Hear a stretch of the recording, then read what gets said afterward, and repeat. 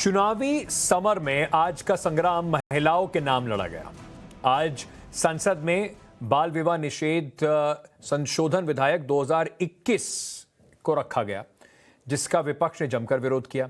Bill को फिलहाल standing committee के पास संशोधन के लिए भेज दिया गया। सरकार भी इस पर सहमत है, लेकिन इस बिल के नाम पर उत्तर प्रदेश में खूब सियासत हुई। नरेंद्र मोदी ने प्रयागराज में विपक्ष पर हमला बोला। प्रधानमंत्री के इस वार पर कांग्रेस की महासचिव प्रियंका गांधी ने पलटवार भी किया। लड़की हूं लड़ सकती हूं के नारे के साथ चुनावी मैदान में उतरी प्रियंका गांधी ने तो यह दावा कर दिया कि उनके नारे की वजह से ही सरकार झुकी है। और आज जिस तरीके से प्रयागराज में महिलाओं को इकट्ठा करके उन्हें सौगात के नाम पर चुनावी अपना जो रास्ता सिद्ध करने की कोशिश प्रधानमंत्री नरेंद्र मोदी ने और भारतीय जनता पार्टी ने की, उससे एक बात बिल्कुल स्पष्ट है कि इस पूरी जुबानी जंग में उत्तर प्रदेश के आने वाले चुनाव में सबको एक बड़ा वोट बैंक महिलाओं में जरूर दिख रहा है। ये प्रस्तावना सदन के सम्मुख प्रस्तुत की जाए। महिला संरक्षण और सम्मान के लिए प्रधानमंत्री के इस ऐतिहासिक कदम के लिए मैं देश की बहनों की ओर से उनका आभार व्यक्त करती हूं, उनका अभिनंदन करती हूं और सदन से विनम्रता से अपील करती हूं कि मुझे ये इंट्रोड्यूस करने दिया जाए। कि विधेयक को प्रस्तावित करने की अनुमति प्रदान की जाए। जो सदस्य इसके पक्ष में वो हाँ कहें, जो सदस्य इसके विरोध में वो ना कहें। मेरे विचार में निर्णय हाँ वालों के पक्ष में हुआ। बेटियों के लिए शादी की उम्र को 21 साल करने का प्रयास किया जा रहा है। देश ये फैसला बेटियों के लिए कर रहा है, लेकिन किसको इससे तकलीफ हो रही है ये सब देख रहे हैं। आज आपकी शक्ति के सामने इस देश के प्रधानमंत्री नरेंद्र मोदी जी झुक रहे हैं, समझ गए हैं कि महिला खड़ी हो रही है। 5 सालों से क्यों नहीं की ये घोषणाएं, आज क्यों कर रहे हैं? चुनाव से पहले, क्योंकि महिला जागरूक हो गई है, महिला उठ गई है। हमने लड़की हूं लड़ सकती हूं का नारा दिया, महिला उठ गई है, जाग गई है, कह रही है मेरा हक दो। इसीलिए आज नरेंद्र मोदी जी को भी झुकना पड़ा। मैं बहुत खुश हूँ।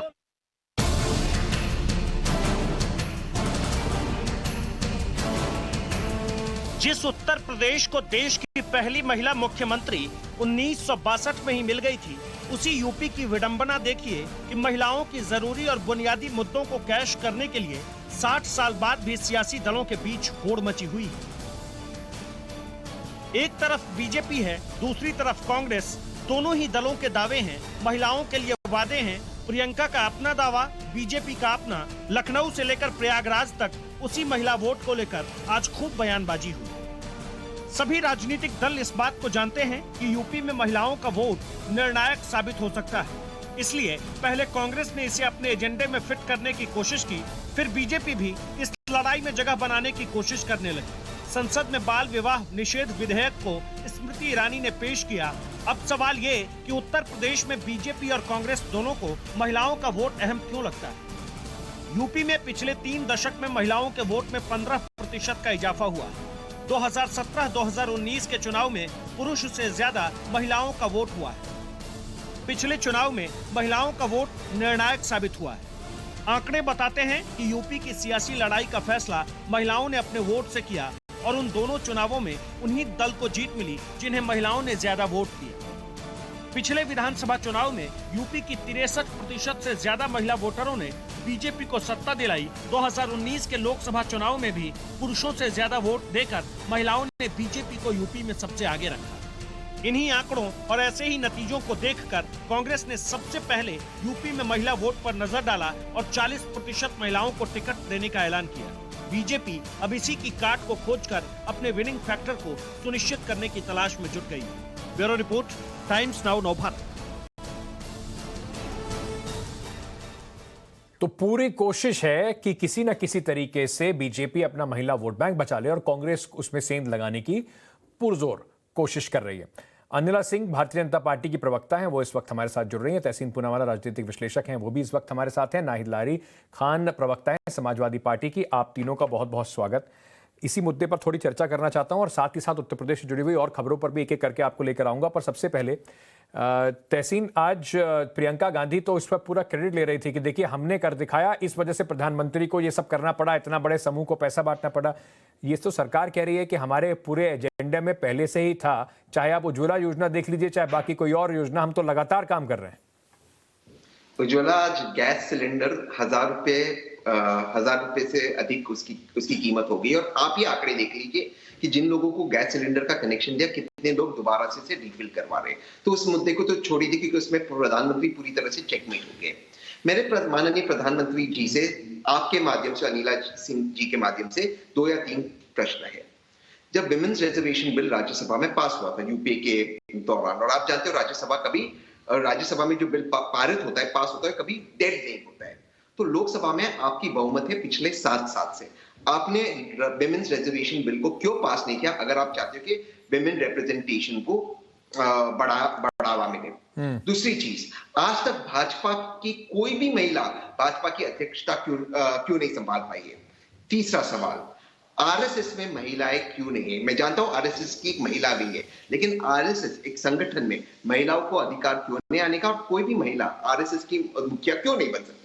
इन प्रश्नों का आप स्पष्ट जवाब दीजिए, यहां वहां की बातें मत कीजिए। और मैं दोबारा से आपके दर्शकों को बताता हूं, राज्यसभा में विमेन्स रिजर्वेशन बिल पास हो गया था। तहसीन पर इस पर एक सवाल ये भी पूछा जाएगा। प्रियंका गांधी कहती हैं लड़कियों लड़ सकती हूं, तो उसी बात पर जब लड़कियों लड़ सकती की बात आती है तो वो क्यों नहीं कहती अपने ही पार्टी के जो एमएलएज हैं जिन्होंने कर्नाटका में बैठ के इस तरीके के जोक करे, मजाक करा, एक ट्वीट भर से क्या काम चल जाएगा? अगर प्रियंका गांधी महिला सशक्तिकरण की बात करती है तो क्यों नहीं निलंबित कर देती उसे अपनी पार्टी से? मैं आपको एक अंदर की बात बताता हूं।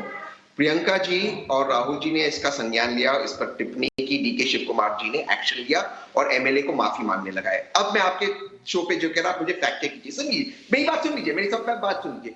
जो व्यक्ति कर्नाटका के पावन असेंबली में पॉर्न देख रहा था, महिलाओं को पॉर्न देख रहा था, उसे डेप्यूटी चीफ मिनिस्टर बनाया भाजपा ने। राहुल गांधी ने, आप मैं मान सकता हूं, आप कह सकते हो राहुल गांधी, प्रियंका गांधी ने इनफ एक्शन नहीं लिया, मैं मान सकता हूं, आपकी बात से मैं इत्तेफाक करता हूं, लेकिन उन्होंने उसे डांट लगाई पब्लिकली।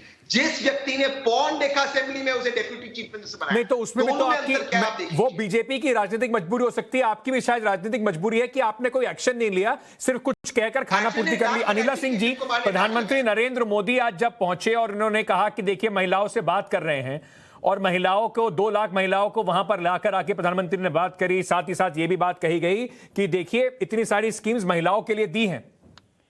आपको नहीं लगता कि सीधे सीधे भारतीय जनता पार्टी को डर बैठ गया है लड़कियों लड़ सकती का, कहीं ना कहीं कि महिलाओं का वोट जो है वो खिसक ना जाए, उसके लिए आज पूरी कवायद है? राम राम सबको। देखिए ऐसा है कि अगर कोई खुश होता है इस चीज को सोच के कि क्योंकि मैंने ये डिक्लेरेशन किया कि मैं 40% टिकट्स जो हैं उत्तर प्रदेश में महिलाओं को दूंगी, मैंने ये कैंपेन शुरू किया है कि लड़की हूं मैं, लड़ सकती हूं, इसकी वजह से आज प्रयागराज में इस प्रकार से मातृशक्ति का महासंगम हुआ है। तो मैं तो ये कहूंगी कि केवल दिल को बहलाने वाला ये ख्याल है और उसको सोचकर प्रियंका वाड्रा अगर खुश होती हैं तो हो जाने दीजिए, कोई बात नहीं, खुशी उनको मिल रही है, थोड़ा बहुत खून बढ़ जाएगा, क्योंकि जिस प्रकार से उनका खुद के परिवार में वो अपने आप को सशक्त नहीं पाती हैं, खून उनका जलता ही होगा। ठीक है, घंटों के बाद, 24 घंटे के बाद एक साधारण सा वो ट्वीट करती हैं कर्नाटका असेंबली में जो भी कुछ हुआ। मैं तो कहती हूँ कि महिलाओं को कोई भी विषय होता है, जब महिलाओं को नीचा दिखाया जाता है, चाहे वो सत्ताधारी सरकार कोई सी भी हो, और अगर महिला का अपमान होता है, उसको हास्य का पात्र बनाया जाता है, वो धिक्कार है। महिला का विषय जो है वो जाति, धर्म और राजनीतिक दलों से ऊपर उठकर होता है। हाथ मल के हंसने वाले तो भारतीय जनता पार्टी के सदस्य जो एमएलए हैं जिनको स्पीकर चुना गया वो भी थे।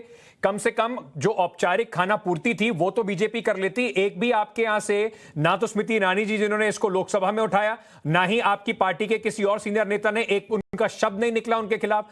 आप कह रही हैं कि जो भी इसको हंसी का पात्र बनाता है, हंसने वाले तो वहां पर स्पीकर भी थे, उनके ऊपर कोई एक्शन लेगी बीजेपी? स्पीकर जो होता है वो कॉन्स्टिट्यूशनल पोस्ट पर बैठा हुआ है। और मैं अंकित जी दोबारा मेरे शब्दों को सुनिए, चाहे वो व्यक्ति किसी भी राजनीतिक दल से आ रहा हो, कोई भी हो, अगर महिलाओं को राजनीतिक हथियार बनाया जाता है या महिलाओं को हास्य का पात्र बनाया जाता है तो धिक्कार। दूसरी बात यह है, मैं वापस अपने उत्तर प्रदेश पे आ जाती हूँ। उत्तर प्रदेश में जो बातें प्रियंका वाड्रा जी ने कही हैं, अगर बाकी राज्यों में भी करके दिखा देती तो हम मान जाते। ठीक है, केवल चांद सितारे तोड़कर मैं ले आऊंगी, वो वायदा करके सोच रही हैं कि यहाँ पर कुछ सिद्ध हो जाएगा। तो 2014 में क्यों नहीं दिखाई दिया, 17 में नहीं दिखाई दिया, 19 में नहीं दिखाई दिया? प्रियंका वाड्रा तो तब भी यहाँ पर थी और यहाँ पर उनको अब इस बार क्या दिखाई पड़ेगा, क्या दिखाई नहीं पड़ेगा, वो तो वोटरों के विवेक पे छोड़ देते हैं। पर नाहिद जी, आप लोग चले गए, आज समाजवादी पार्टी इसके खिलाफ इलेक्शन कमीशन तक चली गई। वो कह रहे हैं कि सरकार के पैसे का बेजा फायदा उठाया जा रहा है। अब ये वही पार्टी है जिसके लिए प्रधानमंत्री नरेंद्र मोदी जिस तरीके से उन्होंने बिहार में कैंपेन करी थी, आपकी पार्टी के खिलाफ भी वही कैंपेन कर रहे हैं। महिलाओं को याद दिला रहे हैं कि समाजवादी पार्टी की सरकार बन जाएगी तो घर से बाहर निकलना मुश्किल हो जाएगा। देखिए, आप ये समझिए अंकित जी, मैं आपको ये बात दिखाना चाहती हूँ। ये देखिए, महिला शक्ति के नाम पर और महिला सशक्तिकरण के नाम पर अरबों के विज्ञापन जो full page add Bharatiya Janata party निकाल रही है, लेकिन धरातल पर जो है महिला सशक्तिकरण और महिलाओं के प्रति एकदम भी संवेदनशीलता नहीं है। नारे में लिखा है नारी सुरक्षा, नारी सम्मान, नारी स्वावलंबन, ये ऐड में लिखा है। और वास्तविकता क्या, धरातल पर क्या, केवल अभी का आपको बता रही हूँ, वरना तो लिस्ट बहुत लंबी है। हरदोई में दुष्कर्म के प्रयास से आहत होकर किशोरी ने घर में फांसी लगा ली। बहराइच युवती से अपहरण कर दुष्कर्म। रामपुर नाबालिग 3 साल की बच्ची को दुकान में बंद कर दुष्कर्म किया। और आगे ऐड में देखिए, इस आगे ऐड में लिखा है कि आज जो योजनाएं प्रधानमंत्री जी ने जिन योजनाओं को गिनाया है, इन योजनाओं में लिखा है कि 1000 करोड़ रुपए का ऑनलाइन हस्तांतरण किया है और ये बताया कि पुष्टाहार की से जो है लाभान्वित किया जाएगा और गर्भवती महिलाओं को, धात्री महिलाओं को, किशोरियों को, इन सबको लाभान्वित किया जाएगा पुष्टाहार से। मैं चूंकि बाल आयोग, उत्तर प्रदेश राज्य बाल आयोग में बतौर सदस्य के रूप में मैं काम कर चुकी हूँ, इसलिए मैं आपके संज्ञान में लाना चाहती हूँ कि ICDS की योजना है जो 1977 से चल रही है, जिसके अंतर्गत गर्भवती धात्री महिलाओं, किशोरियों को जो है पुष्टाहार किया जाता है। मैं तहसीन आपके पास आ रहा हूँ, एक छोटी सी ब्रेकिंग न्यूज आ रही है, मैं फटाफट दर्शकों को ये ब्रेकिंग न्यूज बनाना चाहता हूँ। पार्लियामेंट से जुड़ी हुई ब्रेकिंग न्यूज है कि जो राज्यसभा में निलंबित सांसद थे, 12 पहले थे, डेरेक ओब्रायन का नाम भी उसमें जुड़ गया, 13 सांसद जो हैं उन्हें निलंबित कर दिया गया। डेरेक ओब्रायन को राज्यसभा के मौजूदा सत्र से सस्पेंड कर दिया गया है। आज राज्यसभा में रूल बुक फाड़ी गई और उसको लेकर इनके ऊपर ये एक्शन लिया है। तो अब कुल मिला के 13 सांसद ऐसे हो चुके हैं राज्यसभा में जो इस वक्त सस्पेंडेड सांसदों की लिस्ट में आ गए। इसके ऊपर एक नई बहस शुरू हो जाएगी, पर यह खबर बताना जरूरी था। मैं अपनी बहस पर वापस आना चाहता हूं। तहसीन, आप कुछ कहना चाह रहे थे, मैं आपसे पूछना चाह रहा हूं तहसीन, जो बार बार आप बातें करते हैं लड़कियों को और महिलाओं को सशक्तिकरण करने की, तो क्यों ऐसा नहीं हो जाता? और ये सवाल विपक्ष बार बार पूछता है कि रिजर्व क्यों है? राहुल गांधी के लिए जो प्रेसिडेंट का पद है वो रिजर्व क्यों है? क्यों नहीं ऐसा होता कि प्रियंका गांधी की भी दावेदारी आप उसमें मान लीजिए? नहीं, बिल्कुल रिजर्व नहीं। कोई भी व्यक्ति, अंकित, अगर आप कांग्रेस ज्वाइन कर दे, अनिला जी ज्वाइन कर दे, नाहिद जी ज्वाइन कर दे, कोई भी व्यक्ति, मर्द या पुरुष, राहुल गांधी के खिलाफ लड़ सकते हैं क्योंकि कांग्रेस में इलेक्शंस ओपन है। लेकिन बीजेपी की कभी भी महिला अध्यक्ष नहीं बन सकती। प्लीज मेरी बात सुन लीजिए, नहीं बन सकती क्योंकि बीजेपी, आरएसएस उसको अलाउ ही नहीं करेगा। लेकिन अंकित, मुझे 2 महत्वपूर्ण बात करनी है। क्योंकि अनिला जी सिंह जी कह रही थी कि हम महिलाओं को सुरक्षा देते हैं। मेरा प्रश्न है कि हाथरस की उस बेटी का क्या हुआ? आज रिपोर्ट भी आ गया, सेंगर के साथ क्या हुआ? सेंगर को क्लीन चिट भी दे दी भाजपा ने, वहां पर क्या हुआ? इनके डीजीपी ने आप ही के टाइम्स नाउ चैनल पे आके कहा कि उस लड़की के साथ, हाथरस की बेटी के साथ गैंग रेप नहीं हुआ था, रेप ही नहीं हुआ था, जबकि सीबीआई की रिपोर्ट आई। सेंगर के साथ क्या हुआ आप जानते हो, अब क्लीन चिट मिल गया।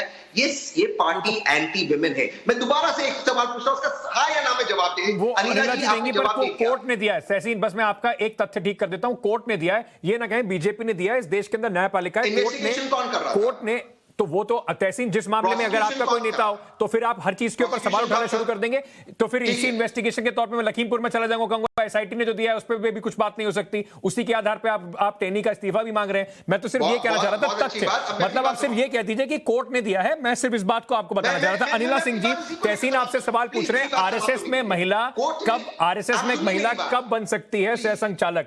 ऐसा कोई प्रावधान है क्या आरएसएस में? इम्पॉसिबल नहीं अंकित जी, सबसे पहली बात तो यह है कि अभी तहसीन नहीं बन सकता।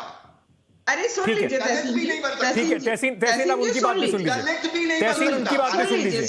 सुन लीजिए भाई, सुन लीजिए। ऐसा है कि आप लोग जो है ना, नहीं आरएसएस के विषय में या तो आप लोगों को जानकारी नहीं है, जानकारी हो के अज्ञानी बनते हैं, झूठ फैलाते हैं। राष्ट्र सेविका समिति महिलाओं की होती है और वहां पर महिलाएं प्रमुख होती हैं। आइंदा से झूठ मत बोले। दूसरी बात, कांग्रेस में अध्यक्ष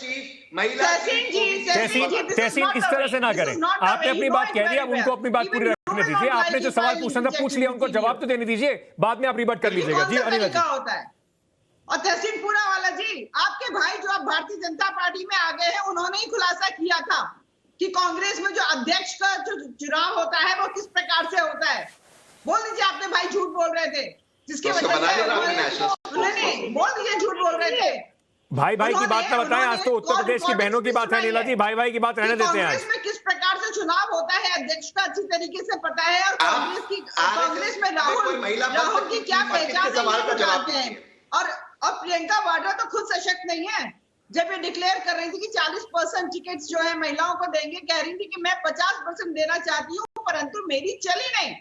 किसने नहीं चलने दी भाई? जो महिला खुद सशक्त नहीं है, ठीक है, मेरे उत्तर प्रदेश की महिलाओं ठीक है। पर अनिला जी, उन्होंने कम से कम चाहे टोकनिज्म ही मान लीजिए, उन्होंने 40% का अपनी पार्टी में रिजर्व करने का दावा तो किया। बीजेपी ऐसा कर पाएगी क्या? क्या होता है भाई साहब? आप कर सकती हैं क्या? आपकी पार्टी कर सकती है क्या? मैं आपको बताती हूँ जी। ये जो किताब है ना, ये मैंने लिखी, और वो सारी चीजें इसमें हैं जो नरेंद्र मोदी जी ने महिलाओं के लिए की है। ठीक है। और ये चुनाव आने के समय नहीं लिखी है, चुनाव बहुत पहले मैंने लिखी हुई। मैं नहीं जी आपके पास आ रहा हूं, बस एक छोटा सवाल अनिला जी से पूछना चाहता हूं। अनिला जी, आपको नहीं लगता कि ये जो टाइमिंग थी इस पूरे घोषणा की, वो चुनाव से, जैसे प्रियंका गांधी ने कहा कि चुनाव से पहले ही आपको सारी अपनी घोषणाएं और सारी अपनी योजनाएं याद आ जाती हैं? मैं बता रही हूँ ना, ये जो पुस्तक है ना अंकित जी, ये मैंने लिखी है, और ये हाल फिलहाल में नहीं लिखी है। हाल फिलहाल में नहीं लिखी है, हो गए इसको 1.5 साल। ठीक है। लगातार काम जो नरेंद्र मोदी जी ने प्रधानमंत्री बनने के बाद किया है महिलाओं के लिए, चाहे वो पार्टिसिपेशन इन पॉलिसी मेकर हो, जो defence minister, finance minister, foreign minister, जो पहली बार यहाँ पे इंडिपेंडेंटली जो महिलाओं को बनाया, सबसे ज्यादा कैबिनेट मिनिस्टर्स जो बनी है महिलाएं, उससे लेकर skill India, stand up India में लेकर मुद्रा योजना जी। अब धरातल पर इसका कितना फायदा हुआ? कम से कम अभी तक तो बीजेपी को इसका चुनावी फायदा होता दिख रहा है। नाहिद जी, इतना सारा काम प्रधानमंत्री और बीजेपी कह रही है कि हमने महिलाओं के लिए किया, समाजवादी पार्टी के पास कुछ दिखाने को है क्या इस पे? क्या या समाजवादी पार्टी अभी भी उसी में घिरी हुई है? क्योंकि बार बार आप पे आरोप लगता है कि आप आ जाएंगे, सुरक्षा चली जाएगी। अंकित जी देखिए, सबसे पहले तो मेरी आपसे ये शिकायत है कि आप 2 प्रवक्ताओं को ज्यादा टाइम दे रहे हैं, मुझे तो एकदम टाइम ही नहीं दिया बोलने का। मुझे कुछ टाइम दीजिएगा। देखिए, अभी मैंने आपको बताया कि जिन योजनाओं का जो आज जिक्र कर रहे थे प्रधानमंत्री जी, योजनाएं 77 से चल रही है, और ये बुशकहार की योजना है, ICDS के अंतर्गत आ रही है, जिसमें गर्भवती महिलाओं, धात्री महिलाओं, किशोरियों को जो है लाभान्वित किया जाता है। आप ये समझे कि मिड डे मील में सबसे ज्यादा भ्रष्टाचार उत्तर प्रदेश में है, ये नीति आयोग की रिपोर्ट है। शिक्षा इंडेक्स में सबसे पीछे उत्तर प्रदेश, ये नीति आयोग की रिपोर्ट है। स्वास्थ्य सेवाओं में सबसे पीछे उत्तर प्रदेश, ये नीति आयोग की रिपोर्ट है। कुपोषण में यूपी नंबर 1 है, 4 लाख बच्चे कुपोषित है, ये स्मृति ईरानी जी ने हाउस में बताया था। गरीबी में 3rd पोजीशन में ये उत्तर प्रदेश, ये नीति आयोग की रिपोर्ट है। और इसमें मैं बताना चाहती हूँ, गरीबी का रिपोर्ट जो बता रही हूँ, ये 12 पॉइंट पे रिपोर्ट बनती है, और उन 12 पॉइंट का जिससे मोदी जी ने जिक्र किया है, ये 12 पॉइंट ये है कि पोषण, बाल व किशोर मृत्यु, प्रसव पूर्व देखभाल, स्कूली शिक्षा, स्कूल में उपस्थिति, खाना पकाने का ईंधन, स्वच्छता, पीने का पानी, बिजली, आवास, संपत्ति और बैंक खाते, इन सब चीजों में उत्तर प्रदेश पीछे है। इसलिए गरीबी में 3रे पायदान पे। और एक बात समाजवादी पार्टी की, समाजवादी पार्टी महिलाओं के लिए हमेशा जो है पक्षधर रही है और प्रोग्रेसिव सोच है। पक्षधर तो रही है, पर जो मैंने आपसे सवाल पूछा उसका आपने मुझे जवाब नहीं दिया। आपके खिलाफ जो पूरी कैंपेन है वो यही है कि महिलाएं आपके राज्य में सुरक्षित नहीं रहेंगी। क्या काट है आपके पास उसकी? अरे भाजपा तो वो सरकार है जिसको ऑनरेबल सुप्रीम कोर्ट ने जो जंगल राज का तमगा दिया है, और ये तमगा किस लिए दिया था? महिला उत्पीड़न को लेकर दिया था। ऑनरेबल सुप्रीम कोर्ट ने कहा उत्तर प्रदेश में जंगल राज एक भयावह स्थिति है, झकझोर देने वाली स्थिति है। अनिला जी, अनिला जी, एनसीआरबी का डेटा कहता है, बहुत सारे सवाल नाहिद जी ने भी पूछ लिए हैं। एक और छोटी सी खबर है, मैं उसको भी दिखाना चाहता था, पर अनिला जी एक सवाल का आपसे जवाब चाहूंगा उसको दिखाने से पहले। एनसीआरबी का डेटा 2019 का कहता है कि उत्तर प्रदेश में क्राइम का ओवरऑल ग्राफ चाहे थोड़ा कम हुआ हो, लेकिन महिलाओं के खिलाफ जो मामले हैं वो बड़े हैं। तो फिर कैसे आपके राज्य में आप ये बात कहती हैं कि सुरक्षित है महिलाएं? नहीं, देखिए अंकित जी, ऐसा है कि हाँ, मैं आपका जवाब दूंगी। उससे पहले मैं जो नाहिद जी जो हैं जो कह रही हैं कि भैया ये जो योजना है ये तो 77 से चली आ रही है, बिल्कुल बाहर इसका ठेका दिया जाता था, उसमें बहुत ज्यादा भ्रष्टाचार होता था। अब हमारी बहन जो बेटियां जो हैं वो खुद बनाएंगी और खुद ही जो है महिलाओं को जो पुष्टाहार है वो सप्लाई होगा। तो जो कमीशन खोरी थी वो बीच में से चली जाएगी। कमीशन खोरी का काम जो है समाजवादी पार्टी में बहुत अच्छी तरीके से होता था कि कोई भी योजना को शुरू कर दो, अपनी मन चाहे ठेकेदारों को उसको काम दे दो, कमीशन खोरी कर लो। ये काम भारतीय जनता पार्टी में होता नहीं है। आपकी सरकार 5 साल रही है, अखिलेश यादव अभी भी बाहर है, ऐसे कार्य अखिलेश यादव अभी बाहर है। अगर कमीशन खा रहे थे अखिलेश यादव तो अब तक अंदर क्यों नहीं हुए वो? नहीं, बहुत सारी जांचें चल रही हैं अंकित जी, बिल्कुल शांति से बैठिए। और महिलाओं की अगर मैं बात पे आती हूँ जी, अरे ये कौन सी हंसी हंस रही है, फिर मैं कुछ बोल दूंगी तो आप लोग नहीं, इसको पर्सनली ला लीजिए। मैंने सवाल पूछा था उसको एक एक करके। अनिला जी, एक और मुद्दे पे आप लोगों से फटाफट बात करनी है। अनिला जी, महिलाओं के खिलाफ जो क्राइम का रेट है उत्तर प्रदेश में, जो केसेस हैं, नाहिद जी अगर आपने कहा मुझे मौका दे दीजिए बोलने का, मैंने आपको टोका नहीं, अब आप सबको टोक रही हैं, उनको अपनी बात तो खत्म करने दीजिए। के लिए हम काम करते हैं। नहीं, आप ये देख लीजिए ना, पूछ लीजिए, 2 रिप्रेजेंटेटिव बैठे हुए हैं। 2017 में क्या हुआ था? 2 विधायिका चुनी गई, अब 1 रह गई। समाजवादी पार्टी की केवल 1 चुनी गई। और जब सांसदी का चुनाव हुआ 2019 में, तो समाजवादी पार्टी की एक भी सांसद नहीं, और कांग्रेस से केवल और केवल इनकी परम आदरणीय सोनिया गांधी जी चुनी गई। ये तो इनका रिप्रेजेंटेशन है। केवल और केवल जो है नाम मात्र को 1 या 1 भी नहीं वाला हाल है। और कह रहे हैं हमसे ज्यादा महिलाओं का ख्याल कोई नहीं रखता।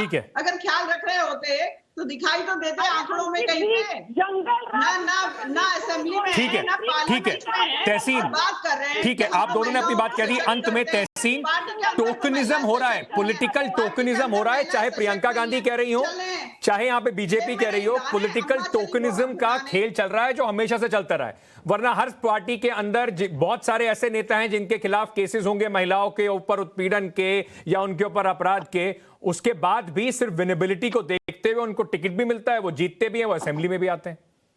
बहुत अच्छा प्रश्न आपने पूछा और मैंने इसी से शुरुआत की थी। टोकनिज्म को बंद करने के लिए विमेन को 33% रिजर्वेशन दीजिए। राज्यसभा में बिल पारित हो गया है, अब भी बिल जीवित है क्योंकि राज्यसभा कभी एक्सपायर नहीं होता है। लोकसभा में 7 साल से मोदी जी की बहुमत है। मोदी जी 1 सेकंड में बिल को पास कर दे, क्यों नहीं कर रहे? इसका जवाब साफ शब्दों में अनिला जी दे दे। अनिला जी क्यों नहीं कर रहे पास?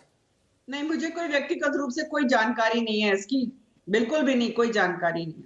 विमेन रिजर्वेशन बिल जो अभी तक पेंडिंग है लोकसभा में, उसके ऊपर अनिला जी को जानकारी नहीं है, वो कह रही है मुझे कोई जानकारी। ठीक है, इसी पर बहुत सही बात है। जबरदस्ती में जिस बात पे जानकारी नहीं है उस पर आधा ज्ञान देना नहीं चाहिए। आप तीनों का बहुत बहुत शुक्रिया हमसे जुड़ने के लिए और इस बात पर उत्तर प्रदेश को लेकर हम पे चर्चा करने के लिए। बड़ा आगे इस तरीके की आप और भी बहुत सारी बातें सुनेंगे, योजनाएं भी सुनेंगे, दावे भी सुनेंगे। तय आपको करना है कि आपके जीवन में, महिलाओं के जीवन में किस पार्टी के आने से कितना अच्छा प्रभाव, इतना अच्छा जीवन पे उनके असर पड़ा है। महिलाओं को लेकर जो राजनीति हो रही थी उस पर प्रियंका गांधी ने और रॉबर्ट वाड्रा ने एक और बड़ा आरोप लगाया, उसको बस आपको सुनवा देता हूं। उन्होंने कहा, पहले बता रहे थे फोन टैप हो रहा है, अब कह रहे हैं कि हमारे बच्चों का इंस्टाग्राम भी हैक हो रहा है। मेरे बच्चों के इंस्टाग्राम के अकाउंट भी हैक कर रहे हैं। तो सरकार के पास और कुछ काम नहीं है क्या? सरकार के पास और कुछ काम नहीं है, बताइए। इसके बजाय ये सरकार लोगों के फोन टैप करने के लिए बैठी हुई है। मतलब आप समझ सकते हैं कि अपना काम करने के बजाय कमरे में बैठ के आप विपक्ष के दलों के फोन सुन रहे हैं। अब आप बताइए। ये पुलिस भी है और या हो सकता है इन लोगों को बताएं कि आखिरकार कौन करा रहा है फोन टेपिंग। इनका भी फोन टेप हो रहा है। आप जो करोगे वो सब सुना जा रहा है। भाई 24 घंटे मुख्यमंत्री जी को काम करना है। जो मुख्यमंत्री 24 घंटे काम करेगा वो क्या काम करेगा? यही तो कहते हैं 24 घंटे काम करने, तो काम तो शाम के बाद खत्म हो जाता, फिर काम क्या करते हैं रात में? ये चाहे जो भी संस्था कर रही हो, लेकिन फोन सुने जा रहे हैं विपक्ष के नेताओं के। और चलिए, तो हैकिंग, टैपिंग सब आरोप लग रहे हैं। चुनावी सीजन है जनाब, इस तरह की चीजें अब होती ही रहेंगी। उत्तर प्रदेश चुनाव की लगातार बात कर रहे हैं, तो दो तस्वीरें आपको दिखाना चाहता हूं। शायद थोड़ा कंफ्यूज आप जरूर हो जाएंगे इन तस्वीरों को देखकर। ये दो तस्वीरें देखिए। एक में अब आपको प्रधानमंत्री नरेंद्र मोदी प्रयागराज में जो उनकी रैली थी उसमें नजर आएंगे। उनके पीछे अगर आप देखेंगे तो वहां पर भी आपको बहुत सारी भीड़ दिखाई पड़ेगी। वहीं जो शक्ति प्रदर्शन प्रधानमंत्री का चल रहा था प्रयागराज में, दूसरी तरफ अखिलेश यादव आज पहुंचे थे अपनी विजय यात्रा लेकर मैनपुरी। वहां पर भी लाखों की संख्या में भीड़ ने उनका स्वागत किया।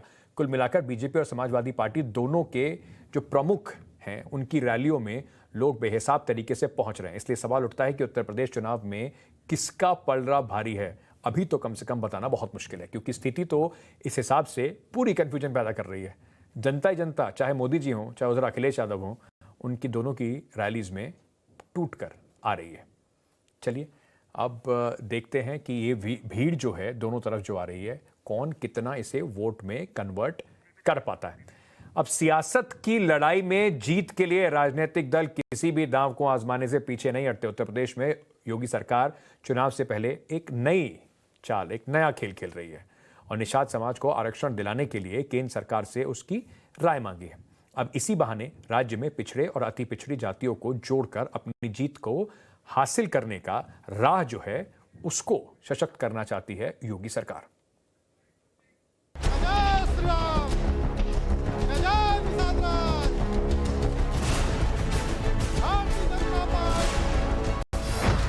तो क्या उत्तर प्रदेश में सत्ता की दौड़ में विकास की बातें पीछे छूट गई है, या फिर विकास के साथ जातियों का जोड़ भी सत्ता की गारंटी बनती जा रही है? ये सवाल उस पार्टी के फैसले के बाद उठे हैं जो हमेशा विकास की ही बातें करती है। वही पार्टी अब आरक्षण की भी बातें करने लगी है। निषाद आरक्षण पर यूपी सरकार ने एक चिट्ठी लिखी है। निषादों को आरक्षण पर केंद्र से राय मांगी है। भारत सरकार के रजिस्ट्रार जनरल को चिट्ठी लिखी गई है। जनगणना आयुक्त को भी ये चिट्ठी भेजी गई है। कहते हैं कि यूपी की सियासत में जातियों का जोड़ ही पार्टियों को सत्ता के करीब लेकर आती है। योगी सरकार ने इसी जोड़ घटाव को ध्यान में रखकर निषादों को आरक्षण देने का फैसला किया है और पूरी कोशिश की है कि प्रदेश भर में, खासकर पूर्वांचल में, निषादों का वोट बीजेपी के हिस्से से खिसक कर कहीं और ना जाए। ऐसा इसलिए क्योंकि कई सीटों पर निषादों के वोट से ही करीब करीब जीत और हार तय होती है। उत्तर प्रदेश में निषाद समाज की आबादी 5% है। यूपी के 70 विधानसभा क्षेत्र में 14% निषाद हैं। जौनपुर, गोरखपुर, वाराणसी में निषाद वोट का प्रभाव है। बलिया और देवरिया में भी इसका प्रभाव दिखता है। यहाँ से बीजेपी अपनी इस चाल से सिर्फ 70 विधानसभा सीटों पर ही फोकस नहीं कर रही है, बल्कि पूरे निषाद समुदाय के वोटों पर नजर गड़ाए बैठी है, निषादों का जमावड़ा हुआ, जो गंगा और गंडक किनारे अच्छी राजनीतिक शक्ति माने जाते हैं। निषाद समुदाय की 22 उपजातियों को भी साधने की कोशिश है। साहनी, बिंद, कौल और तियार वोटों पर भी नजर है। गंगा, यमुना, गंडक के तटों पर निषाद की अच्छी आबादी है। ये सच है कि निषाद वोट के सियासी समीकरण और राजनीतिक ताकत को देखते हुए बीजेपी ने निषाद पार्टी के साथ गठबंधन किया है। लगे हाथ अखिलेश के यादव वोट बैंक के खिलाफ बड़ा सियासी हथियार भी तैयार किया है। इतना ही नहीं, निषादों को आरक्षण की बात कहकर बीजेपी ने गैर यादव ओबीसी को भी एक संदेश देने की कोशिश की है।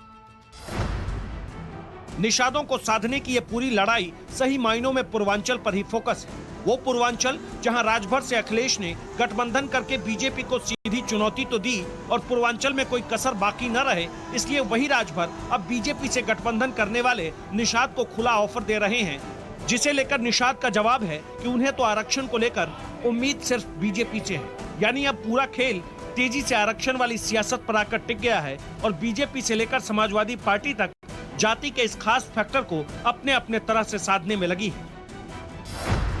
2022 के इस पिछड़ी और अति पिछड़ी जातियों को जोड़ने के खेल की खासियत आप 2017 के विधानसभा चुनाव के नतीजों को देखकर भी आसानी से समझ सकते हैं। यूपी की सियासी लड़ाई की सांसें जातियों के जोड़ पर ही टिकी है। खासकर पिछड़ी और अति पिछड़ी जातियों को साथ लेकर विधानसभा चुनाव जीतने के लिए जो खेल अभी बीजेपी ने शुरू किया है, उस पूरे खेल को बाकी पार्टियों भी अपनी हवा से बदलने की पूरी कोशिश करेगी। Bureau report, times now, Navbharat. चलिए, अब इतना सारा आपको बता दिया चुनावी ज्ञान, थोड़ा सा अब बात कर लेते हैं हमारे और आपके जीवन पर मंडराने वाले खतरे की, यानी कि ओमाइक्रॉन की। उसके खतरे के बीच जो बूस्टर डोज है उसकी मांग अब तेज हो रही है। विपक्षी नेता केंद्र सरकार से इसके लिए मांग कर रहे हैं। इस रिपोर्ट को देखिए कि क्या बूस्टर डोज की आवश्यकता है भी या नहीं, और बूस्टर डोज को लेकर सरकार का क्या कहना है। अगर हम उसको पॉपुलेशन के बेस पे लें तो ये 14 लाख केस होंगे। हम चाहते हैं कि अब बूस्टर डोज अलाउ की जाए, इस बारे में केंद्र सरकार परमिशन देता है। एक तरफ ओमाइक्रॉन का खतरा बढ़ रहा है, दूसरी तरफ बूस्टर डोज देने की मांग तेज हो गई है। सरकार को घेरने के लिए बूस्टर डोज विपक्ष का नया हथियार बन गया। इसे लेकर आज टीएमसी सांसद महुआ मोइत्रा ने ट्वीट किया, हमें बूस्टर डोज की शुरुआत कर देनी चाहिए। बूस्टर डोज के लिए जनता को पूरी तरह से वैक्सीनेट करने का इंतजार करना ठीक उसी तरह से है जैसे विकास कार्यों की शुरुआत करने के लिए गरीबी का इंतजार करना। दिल्ली के मुख्यमंत्री अरविंद केजरीवाल भी केंद्र सरकार से बूस्टर डोज को मंजूरी देने की मांग कर रहे हैं। दिल्ली में हमने लगभग 99% लोगों को फर्स्ट डोज दे दी है, 70% लोगों को सेकेंड डोज दे दी है। हम चाहते हैं कि अब बूस्टर डोज अलाउ की जाए, इस बारे में केंद्र सरकार परमिशन देता है। तो मेरी केंद्र सरकार से निवेदन है कि जो लोग 2 डोज ले चुके हैं उनको बूस्टर डोज देने की इजाज़त दी जाए, ताकि लोगों के अंदर लोग और सेफ हो सकें। दिल्ली में अब हमारे पास पूरा इंफ्रास्ट्रक्चर है। अगर बूस्टर डोज केंद्र सरकार अलाउ करेगी तो सबसे पहले हम अपने हेल्थ वर्कर्स को दे देंगे और फिर बाकी जनता को बूस्टर डोज दे सकते हैं। बूस्टर डोज की मांग अचानक क्यों उठने लगी है, इसके पीछे की वजह ओमाइक्रॉन का बढ़ता कहर है।